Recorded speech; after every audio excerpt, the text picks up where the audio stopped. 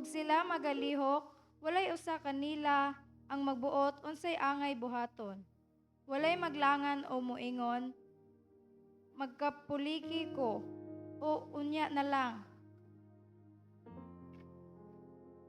Walay usa nila ang musukwahi ug muingon, wala ko'y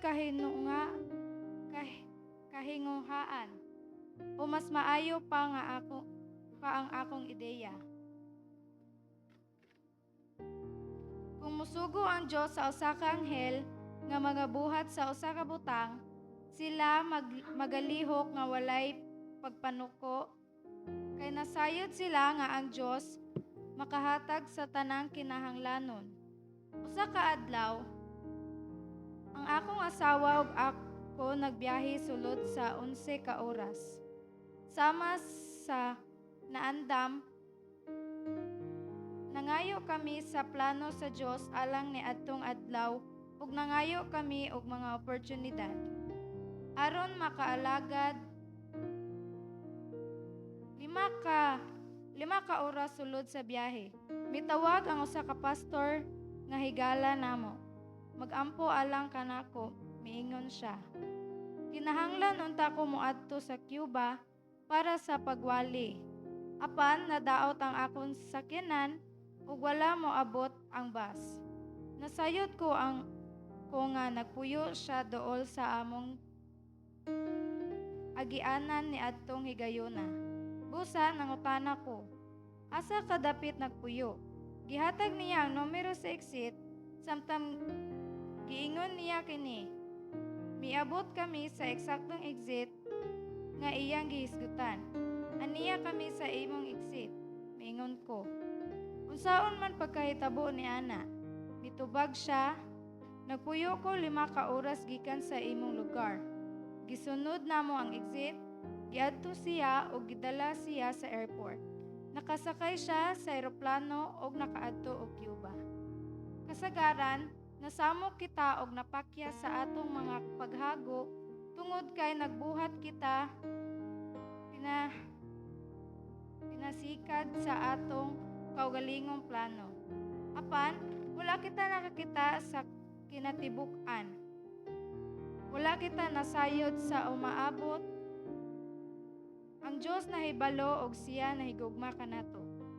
Daghan ang napakya samtang nagplano alang sa maanindot nga kaugmaon. Tuguti ang Dios nga siya ang magplano alang kanimo. Ang Dios dili gayud magahatod sa iyang mga anak ngadto sa dalan nga dili gusto sundon. Kung nakita pa lang nila ang katapusan gikan sa sinugdanan ug nasabtan ang katahom sa katuyuan nga ilang ginatuman isip mga kauban sa iyang buluhaton. Aron matuman ang kabubuton sa Dios, kinahanglan mahimo kaniini. Busa kinahanglan usab nato siya paminawon diha sa pag-ampo. Mas importante ang iyang isulti kanimo kaysa atong isulti kaniya. Kinahanglan nga kita adunay kaugalingon nga kasinatian sa pag-angkon sa kahibalo bahin sa kabubuton sa Dios. Kinahanglan nato siya paminawon nga nagasulti ngadto sa atong kasing-kasing. Sa diha nga ang tanang tingog mapahilom ug sa kahilom kita magabuhat diha sa iyang atubangan.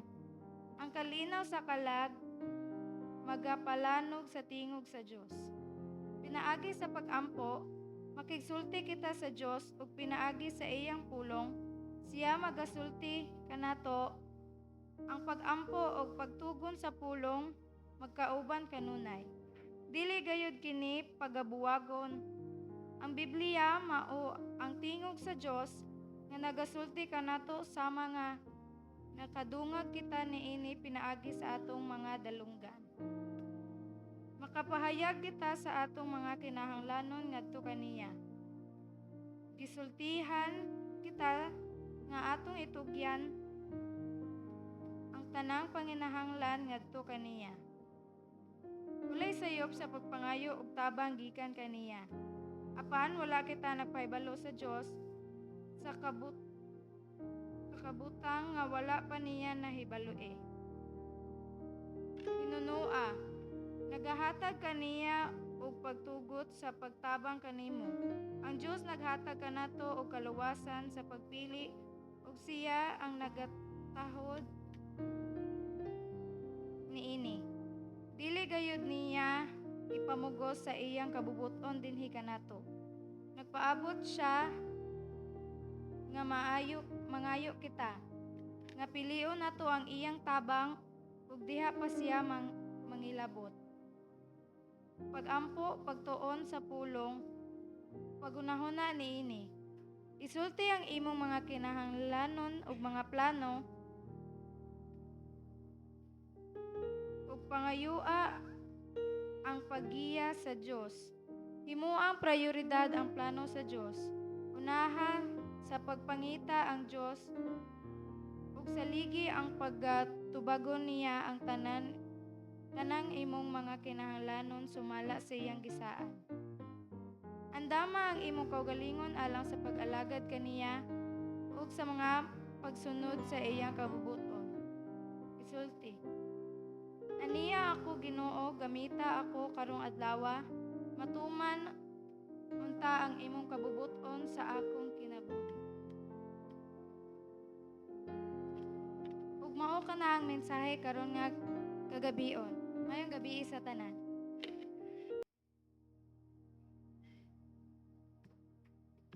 Atong pasalamatan no ang atong batan-on nga nagdala mga igsuon sa ato karon nga na pagpadasig. Pero tuguti gihapon ako mga igsuon sa pag sulti o mga dugang niini atong pagpadasig.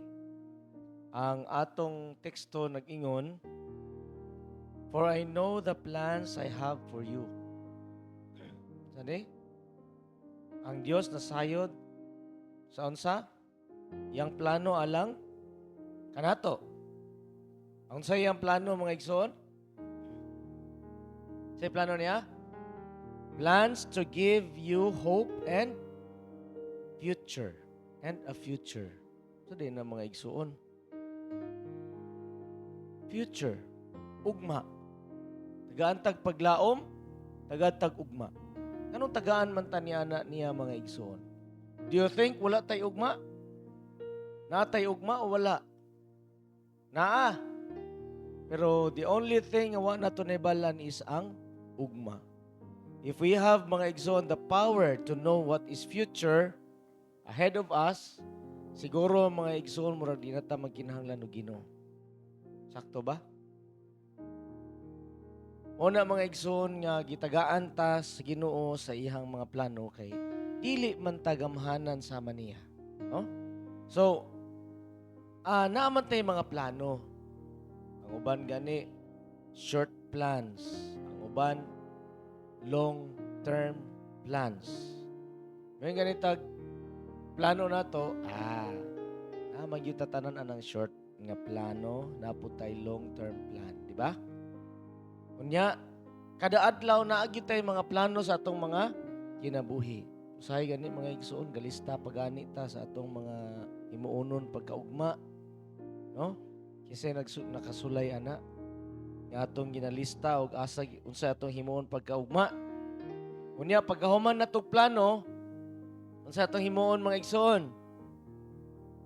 Mangita dayon tagtabang sa Ginoo. Araw na atong plano, matuman. Sakto ba na? Natay plano, unya mo ampo ta, araw na atong plano, matuman. Unya dili na ang plano sa Ginoo kay nga ato mang plano may matuman, tabangan atong iampo. Ha? Be. So natay mga plano kada adlaw. Whether it be short plan, long-term plan, or daily plans. Kunya mag-pray ta, pag-pray na to ang atong pagampo nga ang atong plano matuman. Kunya wala tagaw na una di ay nga unsa? Unsay plano sa Ginoo di ay? Abi plano ang Ginoo. Nya kita natay plano. Sakto ba na mga igsoon? Pareho ko ni. Naatay boss, naatay master. Nya kita mga alagad. Nya mayo ka na nga ang atong master mo po'y malagad na to. Atay plano nga alagad rata or servant rata. Unya sulugoon tabi natay plano nga naatay agalon. Unya ang agalon hinuon atong ingnan nga mo na akong plano ha. Tabangi ko. Pwede din na. Pwede din na mga igsoon. Usually sa itong mga pagampo, Sister Melogene, kita ang master. Kaya nga no, mo maya atong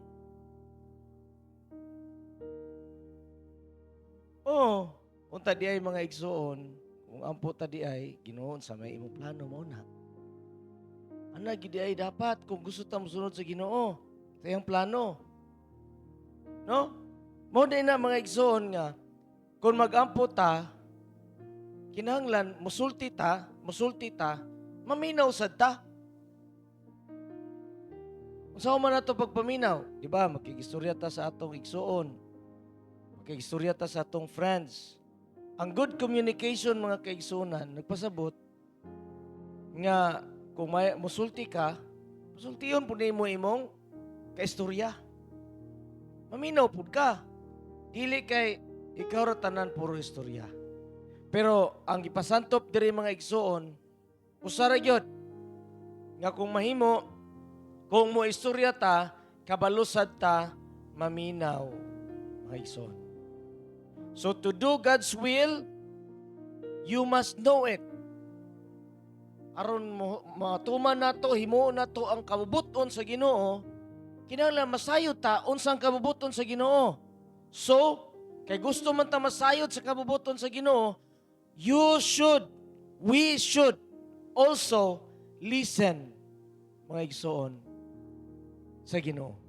Asa man pud ta makabati sa Ginoo. Dili ang atong inistoryahan ang importante. Dili ang atong pag-ampo ang importante. Ang importante, mga igsoon, is what the Lord says. Or gitawag na to, what said the Lord. Unsay gisulti sa Ginoo. Mo na importante. So kinahanglan ta na ay personal nga eksperyensya sa pagkahibalo sa kabubuton sa Dios. So man na to pagkabulos kabubuton sa Dios kung dili ta maminaw sa Dios sa iyang tingog.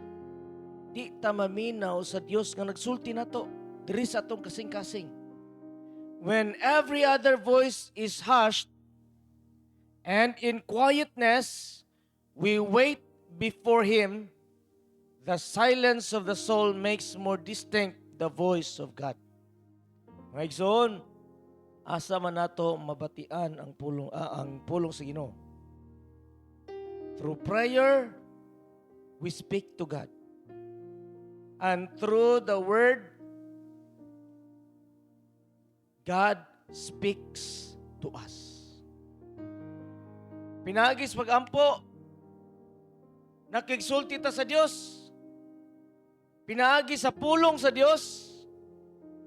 Importante dahil ning Biblia, mga igsoon, di gini magbulag ang pag-ampo o ang pagbasa sa pulong sa Ginoo.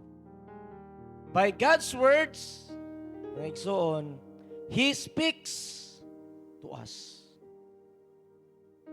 So di kita magbulag, mga igsoon, ang pagbasa sa pulong o ang pag-ampo. Di juday mga igsoon, maingon ta nga, I am very safe now because I have prayed already. I have knelt down. So I'm safe throughout the day. Okay na. Nya limot na ta sa pagbasa sa pulong sa Ginoo. Nabi sa mga igsoon, labi na dugay kita makatulog. Pagkaugma na early kita mamata, grugi pa kaayo. Inata makainom do magbasa sa Biblia mo, ampon lang ta. Partner din na sila, mga igsoon. partner nila silang duha. So, ingon man dira ni Peter mga igsoon sa 1 Peter 5:7, we are told to cast all our needs upon the Lord. Isultian ta nga atong itugyan ang tanan nga atong gikinahanglan para sa ngadto sa Ginoo.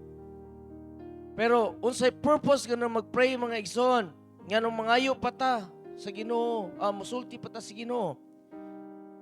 Actually mga igsoon, kung natay mga problema, say ganin natay mga problema kanang nabay mga dagkong ranggong nga mga tao. Nakinamdom ko mga igsoon nga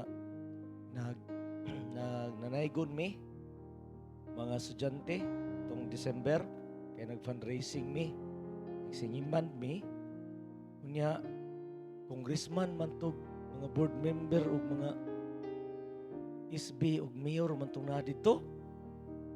Yay, kaulaw man ani oy nya. Pero nasa kong una-una kana bang atong statement permi ba nga di encourage ta nga there's no harm in trying. No? There's no harm in trying. So, ato gid mi no, na katong speaker ganiha apil po to, kuyog mi atong kanta. So, nananghid jud ko mga igsoon, bahala na kinsa sila diha giatubang nako. Atubang gyud nako, there's no harm in trying man. Di ay mga igsoon ingon ana sa paagi nga kung mag-ampo di ay ta. Kung natay problema, lisod kaayo hunaon nga di ta kasarang, but kinahanglan nato mutawag sa Ginoo. May tadayon niya, di mangguro ka. Pero nganong mutawag man ta? Because there's no harm in trying. Dili na bot pasabot ingon ana mga igsoon. Ang bot pasabot ni nag-ampo ta tungod kay unsay ingon diri sa atong nabasahan, nag-ampo ta kay atong gitugutan ang Dios nga motabang nato. Unya, nanaygo na pud mi dito sa mga barangay captains. Ingko daghan ra ba sila mga programs nya taas kay program. Nya kami mo insert rami. Nabatyagan akong kaulaw. Yay, murag uli mi ani, wag gyud mi makuha ani, kinahanglan jud namo manganta. Personally mga igsoon, honestly, ako nakaingon jud, mag-ampo ko Kay ginoora mo hatag na ako og kuan. Kay isog. Amo to, ampo ko bahal gihulat gyud namo hantud pakantahon mi. Hulat mi alas 11 hantud alas 3 sa hapon. No. Pero gipasulod mi o gipakanta gyud mi dito. Nga kadali ra pud kaayo. Pagkahuman, okay ra to. Importante nga nakahuman na, no? Ingon na mga igsoon, ang ato lang gyud is to pray. Kunya kung mag-pray na ta, gitugutan na to ang Dios nga mutabang. Di na siya bot pasabot nga ang Dios unta, mingon ta dayon, mutabang na lang unta sa dayon ba kay kabalo naman siya sa akong gikinahanglan. Di ba kabalo naman ang Ginoo? Ano maghulat naman siya sa akong pag-ampo nga naman na. Dapat initiative na niya. Mga igsoon, dili na mao. Gahulat ang Dios sa imong pahanugot nga tabangan ka usa siya mo unsa. Mutabang. Kay ngano? God gave us freedom of choice. And He respects our choices. Karespeto ang Ginoo, dili siya mamugos. Dili siya mupugong. Dili niya ipugos ang iyang kabubuton nga ni kanato. Ang Dios nagahulat kanato mga igsoon nga kita mo unsa? Mangayo, magampo. No? Unya, mupili ta, mo decider ta, mo decide ta nga mangayo og tabang sa Dios. Mao panay pagunsa? Pagtabang sa Dios. So mga igsoon, ita malimot. Ang kabubuton sa Dios mao nang gisulti sa iyang pulong sa Biblia. Kung mag-ampo ta, dapat makabalutas Biblia. Kaya ron makasayod ta sa kabubuton sa Diyos. Present your needs and plans, but you have to ask for God's leading and guidance. Ang iyang pagbuot mao ang matuman. Sa ingon ni Kristo, Ginoong Dios sakit man gini kaayo malansang ta sa krus. Kung mahimo kuha lang kuno ning kaning sani kupa. Kuha lang ni kuno kung mahimo. Pero sa ingon ni Kristo, apan ang imong kaububuton mao ang matuman. Naman tay mga plano, pero ang Ginoo mao man ni akong plano, pero ang imong kabubuton mao ang matuman. So unsang kabubuton sa Ginoo? Naatanan sa Biblia. So seek God first. Make God's plans your priority. Seek God first, then trust that He will take care of all your needs as He promised. Unang pangitaon na to siya may sa Matthew 6:33. So, nga to lang yun, himo na tong kagalingon na to available always to serve the Lord and to follow His will. So dapat open ra gyud ta mga igsuon sa kabubuton sa Ginoo, no? Unya moingon ta, here I am Lord. Use me today. May your will be done in my life today. Tomorrow, wala ta kabalo. Ihatag na to sa kabubuton sa Dios. Ang atong kinabuhi, ihatag na to sa Ginoo. So wala ta kabalo mga igsuon nga naaday mahitabo nato. Wala na to gidahom nga mao tong nahitabo ni doktora. Wala na to gidahom ug unsa atong kahimtang sa atong kinabuhi. Mga batan-on mayra taglawas ron, pero wala ta kabalo sa ugma, asa ta. Kalipay rataron, pero wa ta kabalo basi unya. What? Aksidente, wala na to na gina-expect. Una mga igsuon nga, we are safe at the Lord's side. Ang ato lang yun, mag-ampo lang ta. Amen? Amen. So, mga igsoon, muhatag ta sa panahon sa atong mga pag-ampo karon. Kung doon na tayo mga prayer requests, kung doon na tayo mga plans, doon na tayo mga hangyo sa Ginoo, ato gyapong isulti nga kabubuton sa Dios ang matuman. Diri isa ka group, diri pod another group. So, siyempre nagyapon mga kaigsunan nato sa lipat-on. Unya diri murag ubay-ubay ron ang sa Calatrava, so mag-ipon ta. Ang uban basig ganahan diri kay para matunga pod mga igsuon, mas maayo nga maghiusa ta. Pwede man mga igsuon nga daghan pareho din hiog diri. Pwede pod nga mao na ni sila, pwede pod nga mao na ni sila. Ang yun nato ang ato mga leaders sa kada group, ni adri si pastor, no? Pastor Aljon adri ang ato nga mga kaigsunan sa elder pod, Brother Buboy na pod si Brother Bibid. Naano ni sila manog ampo nga i-assign nila kagabi murag mao to. Og diri sa Pikas, no? Ato aning tangyon. Now, di ta malimot sa pag-mention sa mga names specific yun, no? Unya atong himuon ang tanan nga mauyon at mauyon ta sa ang atong mapagampo mauyon sa kabubuton sa Ginoo. Okay? So gihangyon na akong tanan sa pag-proceed, magampo kita.